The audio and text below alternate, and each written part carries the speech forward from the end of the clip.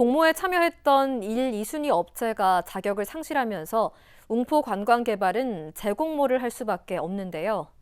익산시가 재공모를 하려면 발목을 잡고 있는 법정 싸움이 우선 마무리가 되어야 합니다. 하지만 소송이 마무리되기까지 상당한 시간이 소요될 수밖에 없는 데다 그 사이 지방선거와 투자 환경 변화 등 변수가 많다 보니 재공모 성공 가능성을 속단하기는 어려워 보입니다. 집중 취재 마지막 순서 최정우 기자의 보도입니다.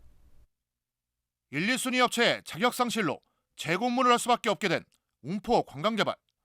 현재 진행되고 있는 소송과 별개로 익산시가 재공모를 할 수도 있지만 현실적으로 어렵습니다.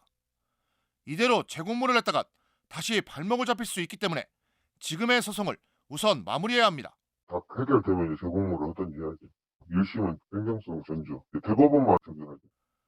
소송이 마무리되는데 걸리는 기간은 재판 진행 상황에 따라 변화가 있을 수 있지만 적게는 1년에서 많게는 3년까지 예상할 수 있습니다. 때문에 익산시가 웅포 관광개발 재공모에 나서기까지는 상당한 시일이 걸릴 수밖에 없는 상황. 지방선거 등 변수를 고려하면 익산시가 추진했던 대규모 테마파크 조성이 변함없이 유지될 수 있을지는 지켜봐야 합니다. 여기에 앞으로의 국내 투자 환경 변화도 변수로 작용할 수 있습니다. 투자업체 입장에서 볼 때 저금리와 부동산 규제, 코로나19로 인한 경기 침체 속에 익산 웅포 관광개발은 새로운 투자처로 인식됐던 상황. 하지만 자금시장 유동성이 개선되는 등 지금과 다른 투자 환경이 만들어진다면 자산 운용사 등 투자자 입장에서 익산 웅포에 대한 관심은 지금보다 떨어질 수 있다는 주장이 나오고 있습니다.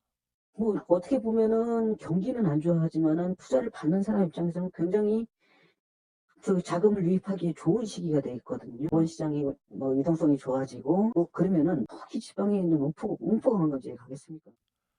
대규모 관광 개발을 위해서는 재공모를 해야 하는 웅포 관광지.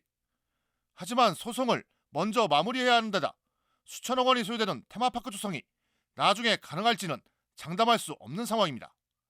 KCN 최정호입니다.